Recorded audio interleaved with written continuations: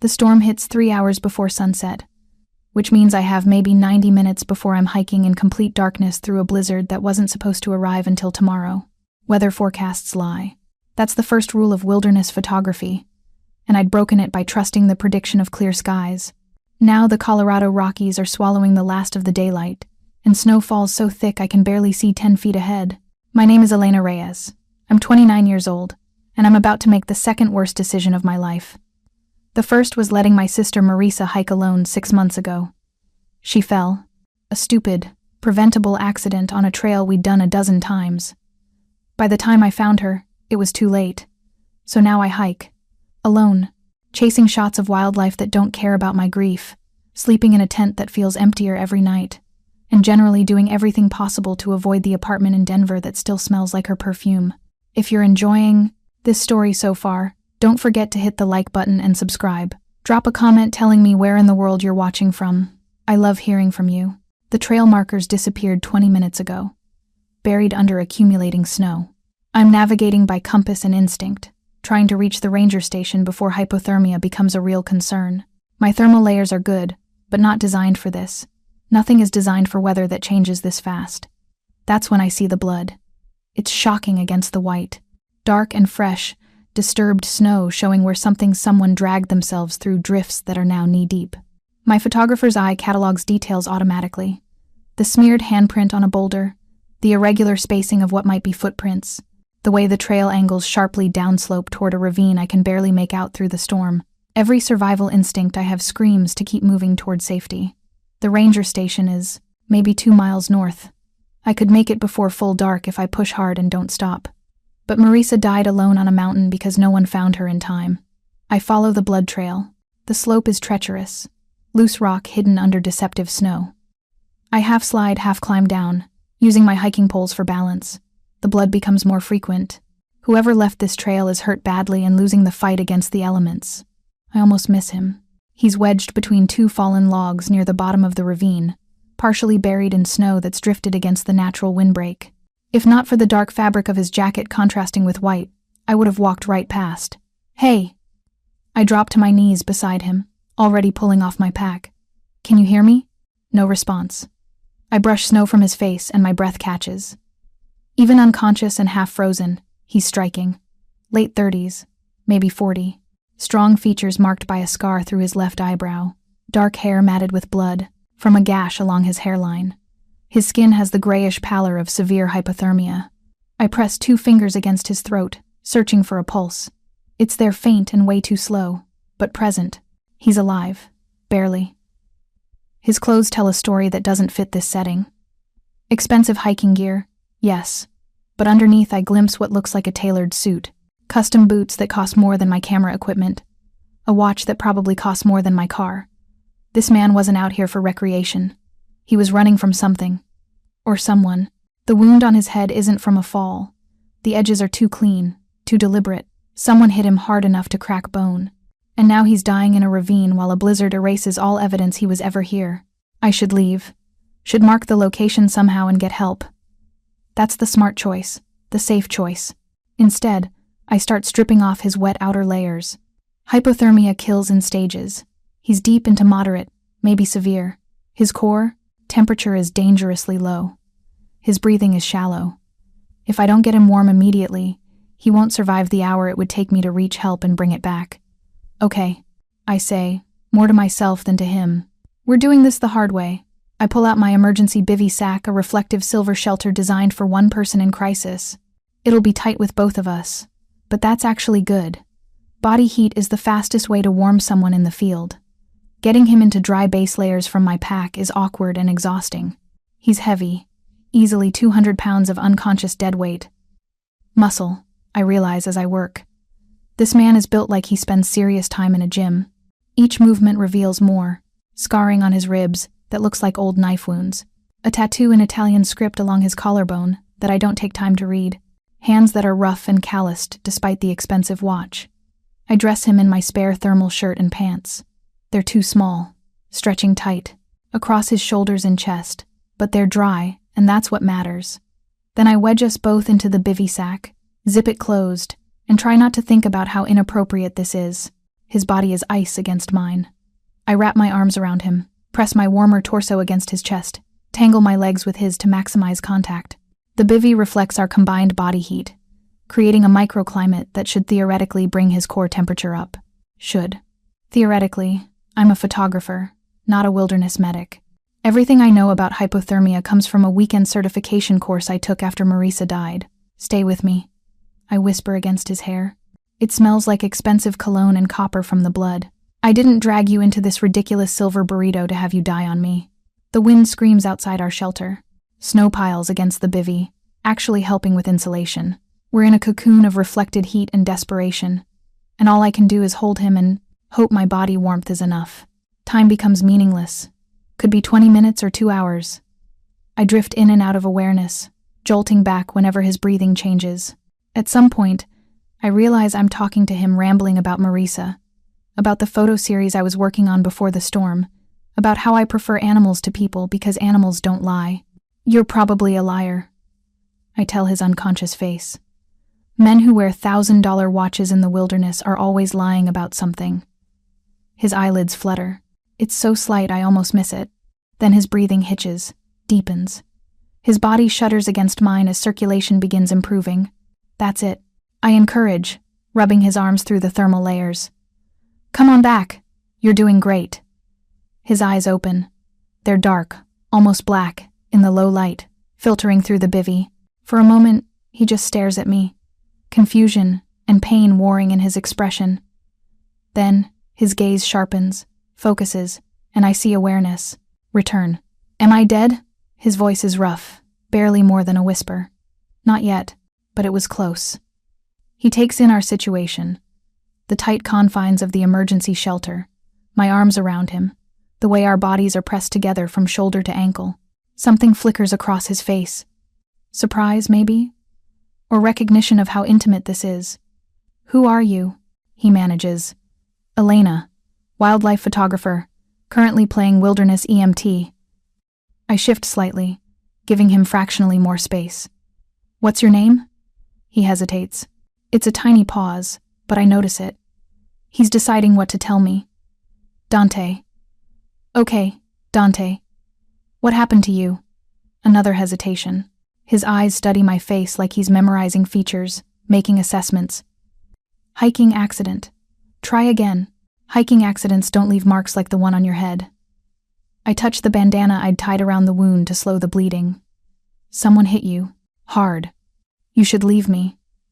His hand finds my wrist, circling it with surprising strength for someone who is nearly frozen.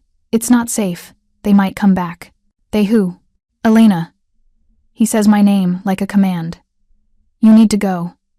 Now. Before. He breaks off, body going rigid. His grip on my wrist tightens almost painfully. Through the bivvy's thin material, I hear what alerted him. Voices. Male. Speaking in what sounds like Russian or maybe Eastern European. They're searching the ravine. Dante's other hand moves to my mouth, gently silencing any sound I might make. His eyes lock with mine, and I see something I hadn't noticed before. Not fear, calculation. This is a man used to danger, used to making split-second decisions about survival. The voices grow closer, boots crunching through snow, beams from flashlights cut through the storm, sweeping across the ravine. They're methodical, professional. These aren't rescuers, they're hunters, and we're the prey. Dante pulls me tighter against him, eliminating any gap between our bodies. The position could be mistaken for intimacy if not for the tension vibrating through every line of him. He's coiled like a spring, ready to fight despite being weakened. A flashlight beam passes directly over our bivvy sack. The reflective silver surface probably looks like snow accumulation or a trick of the light. The searcher pauses. My heart hammers so hard I'm certain they can hear it. Dante's thumb strokes across my cheekbone, comfort or warning. I can't tell. His breath is warm against my ear. If they find us, he breathes, barely audible. I'll handle it. You run. Don't look back. Don't try to help. Just run. I want to argue. Want to tell him I don't abandon people on mountains anymore. But the searcher is moving away, calling something to his companions in that harsh, foreign language. They're giving up. The storm is too intense, visibility too poor. Within minutes, the voices fade completely. We stay frozen for another 10 minutes. then 20. Dante finally releases his grip on my wrist, but doesn't pull away. "Who are you really?" I ask quietly. He's quiet for so long, I think he won't answer. When he does, his voice carries weight. "Someone who made powerful enemies. Someone those men want dead." "Are you a criminal? Does it matter? You saved my life either way." It's not an answer, which is an answer in itself. I should be terrified, should be planning my escape. Instead, I'm acutely aware of how his body has warmed against mine, how the shivering has mostly stopped, how his hand is still resting against my hip like he forgot it was there. "Your core temperature is stabilizing," I say, shifting back into clinical mode.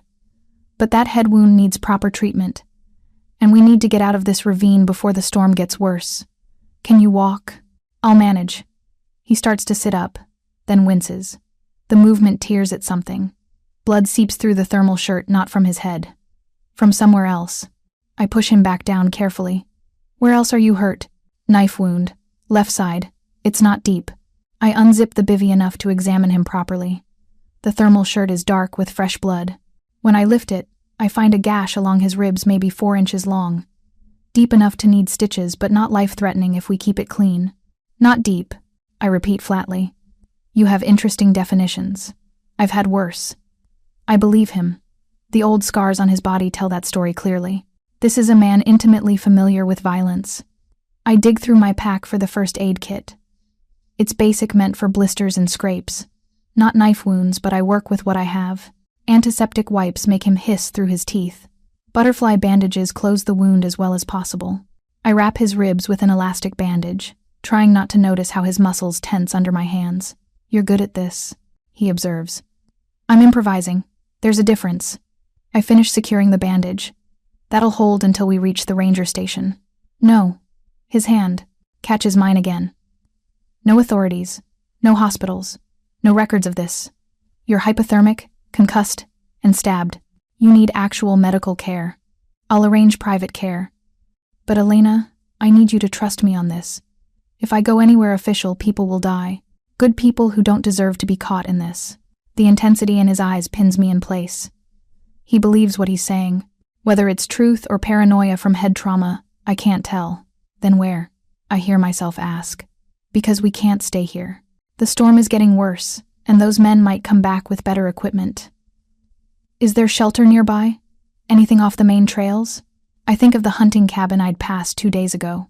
It's maybe 3 miles west, a straight shot if we can navigate in this weather. Probably abandoned for the season, isolated enough that no one would look there. Maybe. But you can barely walk. "I'll manage," he repeats, and starts extracting himself from the bivvy. It takes almost an hour to climb out of the ravine. Dante moves through sheer determination. One arm wrapped around his ribs, the other gripping my shoulder for support. His breathing is labored. He's running on reserves that won't last much longer. The storm has intensified. Wind drives snow horizontally, stealing visibility and breath. I navigate by compass and prayer, hoping I'm moving in the right direction. Every 100 yards, we stop so Dante can catch his breath. He never complains, never asks to rest longer than necessary, but I can feel him fading. "Talk to me," I say during one stop, trying to keep him alert. "Tell me something true." "Why?" "Because if you pass out again, I can't carry you. So stay conscious." He laughs, then regrets it, pressing a hand against his wrapped ribs. "Something true. Okay." He pauses, thinking. "I have a daughter. Sophia. She's 6. She's with my sister right now, probably worried because I promised to call tonight. The admission surprises me. A daughter. Family. Somehow that makes him more human, less like a figure from a crime thriller. Tell me about her. She's fierce, stubborn, too smart for her own good." His voice softens. "Her mother died when she was 2. Cancer. So it's been just us and my sister's family. I've tried to give her a normal life, but..." He breaks off. "But you're involved in something that makes normal impossible." I finish. "Yes." We keep walking. The wind tries to push us backward, and snow accumulates on our clothes faster than we can brush it off. My muscles scream. Dante's weight grows heavier with each step as exhaustion wins over willpower.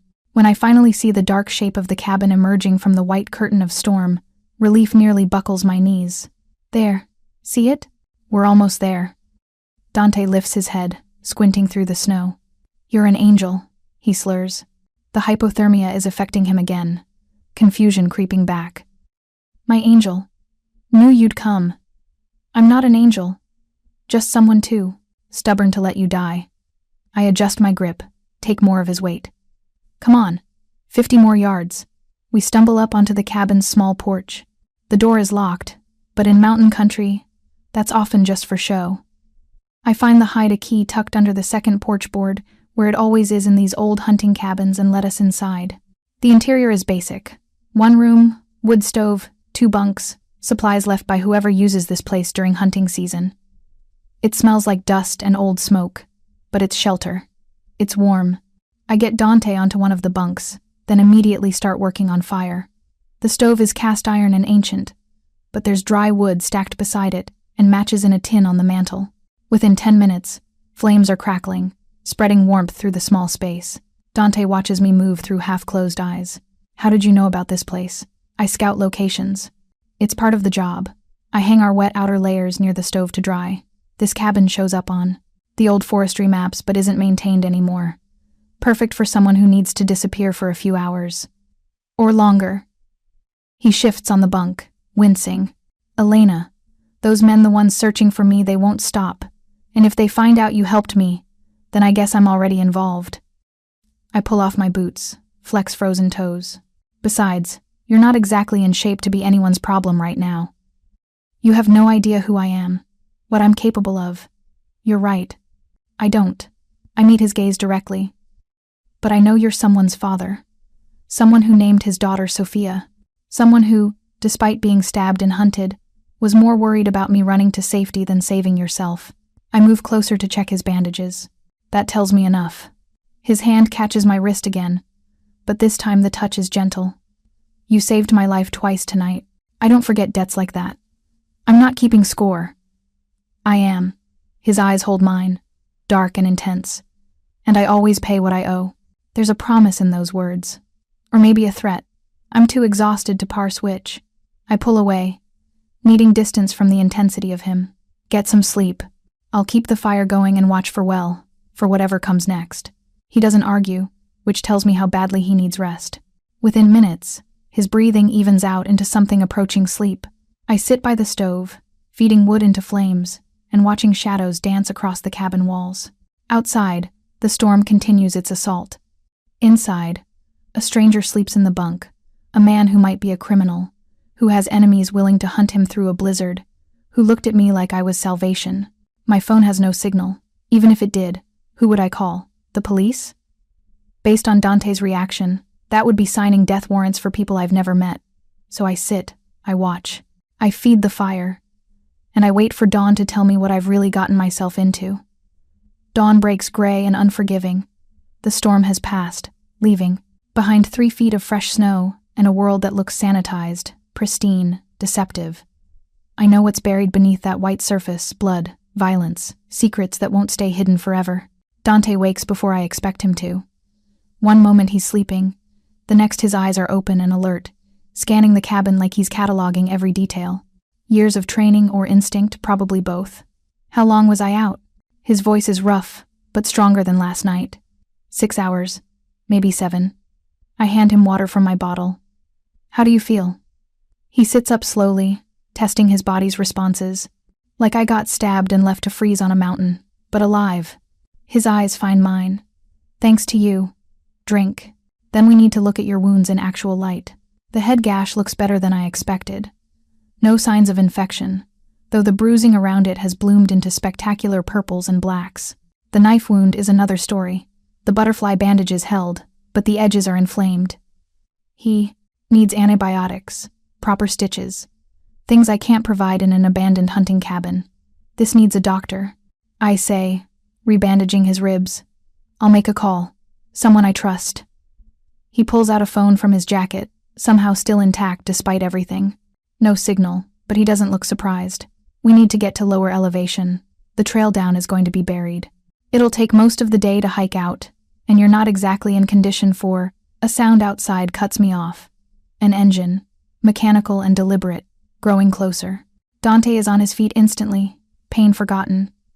He moves to the window, careful to stay hidden behind the frame. Snowmobile, 2 of them. Could be forestry service, or other hikers. At dawn after a blizzard this severe? He looks at me, and I see the truth in his eyes. They tracked us here. My stomach drops. How?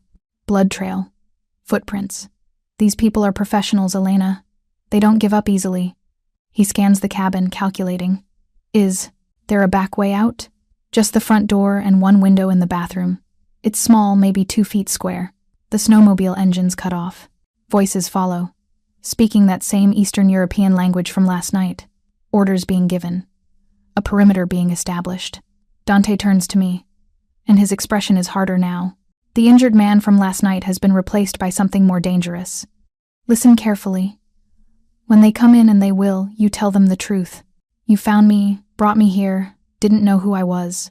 You're just a photographer caught in the wrong place. And you? I'll handle this. He moves to the woodpile, selects a heavy piece like he's evaluating a weapon. But Elena, no matter what happens, you don't interfere. You stay out of it. Understand? I'm not going to just... The door explodes inward, not kicked, blown. Hinges shriek as wood splinters. 2 men pour through the opening, weapons raised. They're dressed in tactical gear, faces obscured by balaclavas. Professional, military trained. Everything happens at once. Dante throws the wood. It catches the first man in the throat, sending him staggering backward. Dante follows the throw, moving faster than someone injured should be able to move. He disarms the second man with brutal efficiency, a strike to the wrist, elbow to the face, knee to the solar plexus. The weapon clatters to the floor. But there are more coming. 3 more men through the door, and these don't hesitate. One grabs me, arm locking around my throat. I fight instinctively, everything the self-defense course taught me after Marisa died. But he's stronger, trained, ready for resistance. Dante Luciano. The man holding me calls out. His English is accented but clear. You stop now or woman dies. Dante freezes. He's got 1 man in a chokehold, another on the ground bleeding from a broken nose. But the gun pressed against my temple changes everything. Let her go, Mikhail. Dante's voice is deadly calm. She's not part of this. She helped you. That makes her part. The man. Mikhail tightens his grip. Constantine wants you alive. Wants you to watch what happens when you refuse his offers, starting with everyone you touch. Constantine doesn't know about her. You kill her. You eliminate leverage. You know that's not smart. The pressure against my temple eases fractionally. Mikhail is considering. Then you come. No fighting. Or I kill her slow instead of fast. Dante releases his chokehold. The man drops, gasping. Slowly, deliberately, Dante raises his hands. I'll come. Just let Elena go. She walks away from this. That's the deal. No deals. But Mikhail shoves me forward, away from the door. She stays here. We take you. Maybe we come back for her later. Maybe not. They move on Dante fast, 2 men pinning his arms, zip-tying his wrists behind his back with practiced efficiency. He doesn't resist. Just keeps his eyes on me, and I see the message there. Don't follow. Stay. Safe. They drag him toward the door. One of the men, the one with the broken nose, spits blood on the floor and drives his fist into Dante's ribs where the knife wound is. Dante grunts but doesn't cry out. Wait. The word leaves my mouth before I can stop it. Where are you taking him? Mikhail pauses in the doorway. He looks back at me, and I can see his smile even through the balaclava. Somewhere he can pay his debts. You should pray you never find out where. Photographer. Should pray you forget you ever saw Dante Luciano. They load him onto one of the snowmobiles. I watch through the broken door as they secure him between 2 men. Engines roar to life, and they disappear into the forest. Silence settles, absolute and damning. I stand in the ruined cabin, surrounded by blood and broken furniture, and realize what I've done. I didn't just save a stranger. I saved someone important enough to warrant this level of pursuit. Someone whose name Dante Luciano carries weight even I can hear in how Mikhail said it. I pull out my phone. Still no signal. I need to get to lower elevation. Need to call someone. Need to what? Report this? To who? Dante made it clear authorities would make things worse. I'm packing my gear, moving on autopilot, when I hear it. Another engine. Closer. Different pitch than the snowmobiles. I grab the weapon one of the men dropped. I have no idea how to use it, but it's better than nothing, and position myself behind the overturned table. The vehicle stops outside. A door slams. Footsteps crunch through snow. Elena Reyes? A woman's voice. American accent. Educated. Controlled. I'm not here to hurt you. I'm Dante's sister. I don't lower the gun. Prove it. A woman appears in the doorway, hands raised. She's beautiful, late 30s, dark hair pulled back severely, wearing outdoor gear that somehow looks elegant. Her eyes are the same dark shade as Dante's. My name is Isabella Luciano. My brother left a location tracker in his Aston watch. When it went offline last night, I knew something was wrong. She lowers her hand slowly. I've been tracking his last known coordinates since dawn. The men who took him how long ago? 20 minutes, maybe less. I lower the weapon slightly. How do I know you're really his sister? Because I know he has a daughter named Sophia, who's currently terrified because her father didn't call last night. Because I know he was meeting with Konstantin Volkov's people to negotiate a truce that clearly went wrong. And because she steps fully into the cabin, surveys the damage. Because he would never have let them take him without a fight unless he was protecting someone. That would be you. The certainty in her voice makes me lower the gun completely. They said they were taking him somewhere to pay his debts. Volkov's compound, 30 miles north near the Canadian border. Isabella pulls out her phone, makes a call. Marco, I need the team mobilized. Full tactical. Yes. Volkov's compound. Dante's been taken. A pause. 20-minute head start. We can intercept if we move now. She ends the call, turns to me. You saved my brother's life last night. I'm going to return the favor and get you somewhere safe before this gets worse. What do you mean, worse? I mean Konstantin Volkov runs the largest human trafficking operation in the Pacific Northwest. Dante's been fighting him for territory and principle for 2 years. Last night was supposed to be a neutral meeting to discuss boundaries. Her expression hardens. Obviously, Volkov had other plans. The words hit like physical blows. Human trafficking. I'd saved a man who fights human traffickers, which means Dante's not the criminal here, I say slowly. That depends on your definition. Isabella moves to gather supplies from the cabin matches, a first aid kit, anything useful. My family operates outside the law in many ways, but we have rules, lines we don't cross. Volkov has no such restrictions. He deals in human misery, and Dante's been disrupting his supply routes for months. So this is revenge. This is Volkov sending a message. Kill Dante publicly. And every other organization knows what happens when you interfere with his business. She pauses at the door. That message includes eliminating anyone Dante might have cared about, which now includes you. My blood runs cold. I'm just someone who found him. You saved him. You stayed with him overnight. You're here in this cabin. Isabella's eyes are sympathetic but firm. Volkov's people saw you. That makes you a target. So you have 2 choices. Come with me to somewhere secure, or take your chances alone in the wilderness hoping they don't come back. It's not really a choice. Not when I think about Mikhail's smile, about the casual violence and how they handled Dante, about what men like that would do to someone they saw as leverage. What about Dante? My team will extract him. They're good at what they do. Isabella heads for her vehicle, a luxury SUV that looks wildly out of place in the mountain wilderness. But I need to make sure you're secure first. That's what Dante would want. I follow her out into snow that's already being churned by fresh tire tracks. The evidence of last night is disappearing fast under blue sky and sunshine that feels like mockery. Where are we going? Denver. Our family has a property there. Secure, defensible, comfortable. Isabella starts the engine, cranks the heat. You'll stay there until we neutralize the threat. I have an apartment, a life, work, which you can return to once this is over. She navigates down the mountain road with practiced ease. But right now, your apartment is the first place Volkov's people will look. Your life is on pause until we fix this. I watch the cabin disappear in the side mirror. Somewhere ahead, Dante is being taken to face consequences I can't imagine, and I'm being driven toward a world I know nothing about by a woman who speaks about violence and extraction like discussing dinner plans. Tell me about Dante, I say after we've driven in silence for 20 minutes. The real story.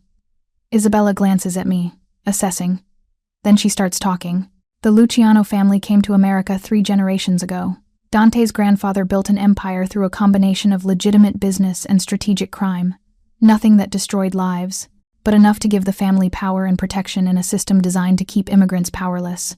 When Dante inherited control 15 years ago, he'd been trying to transition the organization toward complete legitimacy: real estate, import, export, legal gambling establishments. It's been slow, complicated by rivals who see any retreat from crime as weakness. Konstantin Volkov deals in forced labor, sex trafficking, drugs that destroy communities. 6 months ago, Dante made it clear he wouldn't allow trafficking through any territory the Lucianos controlled. That decision cost him partnerships, money, influence. But it also drew a line Volkov couldn't ignore. Last night's meeting was supposed to prevent open war.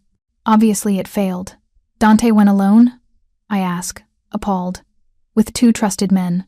Both dead now, probably. Isabella's voice is flat. Volkov played it smart, made it look like a neutral site, then ambushed them. Dante got away, but not unharmed. And now? Now we extract him before Volkov makes an example of him. And we protect you because that's what Dante would demand if he were conscious. The drive takes 3 hours. Isabella makes calls in Italian and English, coordinating movements I only partially understand. Teams mobilizing.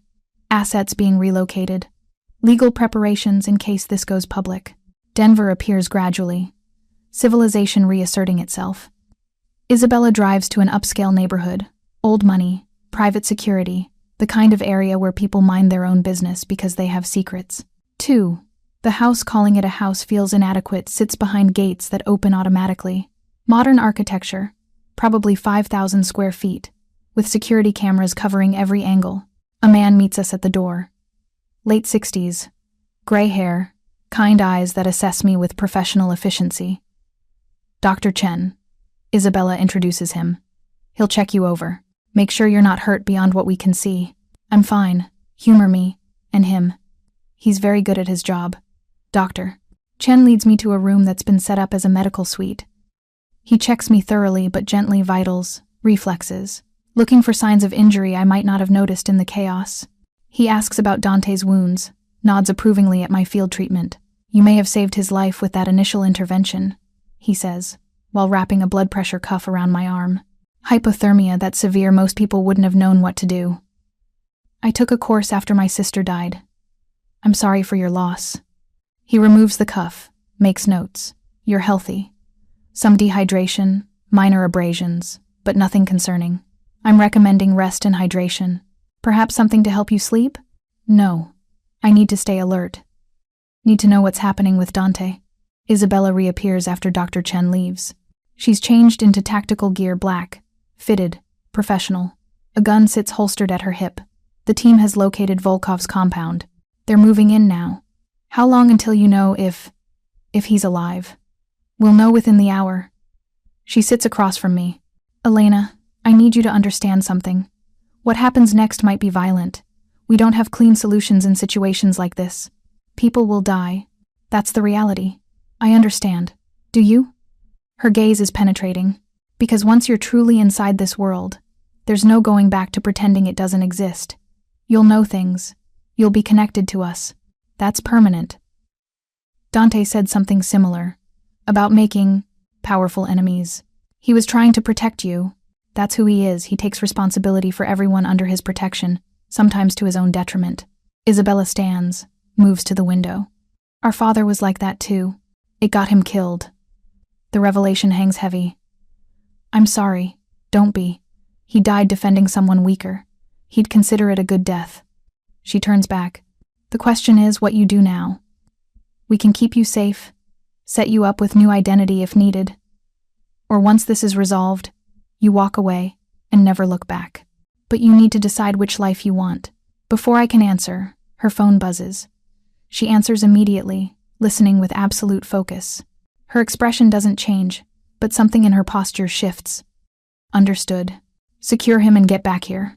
She ends the call, and when she looks at me, there's something like relief. They have him. He's alive. Injured, but alive. The tension I didn't realize I was holding releases all at once. When will he be? Here? 2 hours. Maybe 3, depending on medical needs. Isabella heads for the door. Get some rest. Shower. There's clothes in the closet that should fit. When Dante arrives, he'll want to see you're safe. She leaves me in luxury that feels surreal after last night's cabin. I shower, standing under water hot enough to burn, watching blood and dirt swirl down the drain. I dress in borrowed clothes, expensive, perfectly fitted despite being generic sizes. Then I wait. Time moves differently in crisis. Minutes stretch, hours compress. I find myself in a library that puts my entire apartment to shame, pulling books at random but not reading them, just needing something to do with my hands. When I finally hear vehicles arriving, I'm at the window before I consciously decide to move. 3 SUVs, men in tactical gear pouring out, establishing perimeter. Then Dante, being helped from the middle vehicle by 2 men who support his weight carefully. He's conscious. Walking. That's more than I dared hope for. I meet them at the door. Dr. Chen is already there, directing Dante toward the medical suite. But Dante stops when he sees me. For a moment, everything else falls away. Elena. He says it like confirmation, like he needed visual proof I was real and whole. You're okay. Better than you. I move closer, cataloging new injuries. His face is swollen, one eye nearly closed. Blood soaks through his tactical vest. But he's alive. What did they do to you? Nothing that won't heal. He reaches out, touches my face gently. I'm sorry you were pulled into this. Mr. Luciano, doctor. Chen interrupts firmly. You need immediate treatment. Go, I say. I'll be here when you're done. He nods and lets them guide him away. Isabella appears at my elbow. He fought them, even injured. Killed 3 men during the extraction before my team could secure the area. She says it matter-of-factly. Volkov is dead now, too. Marco made sure of that. It's over. Is it? The immediate threat? Yes. But there will be consequences. Volkov's organization won't simply disappear. Someone will try to fill the power vacuum. She meets my eyes. Which means the danger hasn't ended. Just transformed. I sink into a nearby chair, the weight of everything finally hitting. 24 hours ago, I was hiking alone, chasing photographs and grief. Now I'm in a mansion surrounded by armed guards, waiting for a Mafia boss to recover from torture, and being told my life is permanently changed. I want to see him, I say. When Dr. Chen is done, I need to see him. Of course, but Elena? Isabella crouches in front of me. What happens next, that's your choice. Dante will give you options. But I'm going to tell you what I see. My brother looks at you like you're precious, like you're worth protecting. That's rare for him. So if you stay, understand what you're accepting. And if you go, know that he'll make sure you're safe regardless. What would you do? I'd stay. But I was born into this world. You weren't. She stands. So you need to decide what kind of life you want, and whether Dante Luciano is worth the cost of admission. His face with my hands. Yes. To all of it. Yes. His smile could light the city below. He slides the ring on my finger, and it fits perfectly. Thank you for choosing this, for choosing me. Thank you for being worth choosing. Thank you for being worth choosing. We stay there, kneeling on the terrace as darkness falls, and I realize this is what salvation really looks like. Not perfect, not easy, but real, built on choice and courage and the willingness to love. Inside, Sophia calls for us. Story time. She's demanding voices again. Dante helps me up, and we go inside together, toward the daughter who's somehow become mine too, toward the family I never expected, toward the life I'm choosing with full knowledge of its costs and complications. 3 months later, I marry Dante Luciano in a small ceremony at the estate. Sophia is flower girl. Isabella stands as my maid of honor. Dr. Chen gives me away since I have no family left. Franco actually smiles, which everyone agrees is unprecedented. 6 months after that, the last of the Luciano family's illegal operations are closed or sold. Dante becomes, officially and legally, just a businessman. Legitimate, clean, though his reputation ensures no one tests him. A year after I found him bleeding in the mountains, I'm pregnant with our first child together. Dante cries when I tell him. Sophia is thrilled at the prospect of a sibling. Isabella has already started planning the nursery. And me? I still photograph wildlife, still chase the beauty in nature. But now I come home to a family, to a husband who looks at me like I hung the moon, to a daughter who calls me mama without hesitation, to a life that's messy and complicated and perfect in its own way. Some stories start with, once upon a time. Ours started with blood in the snow and a stranger who became everything. I regret nothing. Epilogue. 5 years later. Mama! Sebastian won't share the camera. I look up from the photo I'm editing to see Sophia, now 11, arguing with her little brother. Sebastian, who just turned 4, clutches my backup camera like treasure. Sebastian, give your sister the camera. Gently. He pouts but complies.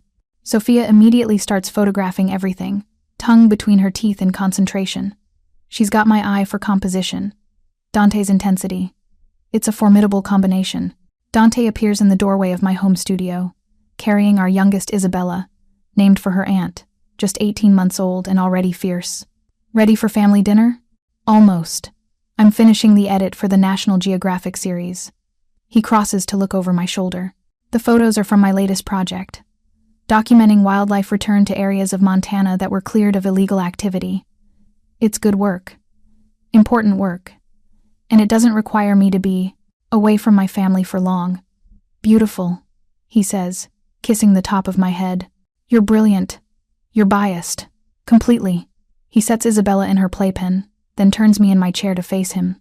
Thank you. For what? For giving me this. This life. This family. His hand rests on my still flat stomach, where baby number 4 is just beginning to grow. For choosing to stay 5 years ago when you should have run. Best decision I ever made. I stand, kiss him properly. Even when you're being overprotective about my assignments. I'm not overprotective. I'm appropriately cautious. You assigned Franco to be my wildlife photography assistant. Franco needed a break from security work. Franco doesn't know a telephoto lens from a break. Tripod. He's learning, Dante grins. And he makes sure nothing dangerous gets close to you. I laugh. Let him pull me close. Through the window, I can see the Denver skyline. Can see Isabella, our Isabella, arriving with her husband and they're twins. Can see the life we've built from the ruins of violence and loss. I love you. I tell him. Still feels important to say. Still feels necessary. I love you too, Angel. More every day. Sophia calls us for dinner. Sebastian wants to show us something. Little Isabella needs attention. And somewhere in the midst of beautiful chaos, I catch Dante's eye and smile. We made it. Against odds. Against reason. Against every logical objection. We made it. And that's the real happy ending. If you've made it this far in the story, I truly appreciate you. Don't forget to hit that like button and subscribe for more stories like this one. Your support means everything. Thank you so much for watching until the end. I sink into a nearby chair, the weight of everything finally hitting. 24 hours ago, I was hiking alone, chasing photographs and grief. Now I'm in a mansion surrounded by armed guards, waiting for a Mafia boss to recover from torture, and being told my life is permanently changed. If you loved this story, check out the other videos on your screen now. I think you'll really enjoy them. And don't forget to subscribe if you haven't already. See you in the next story.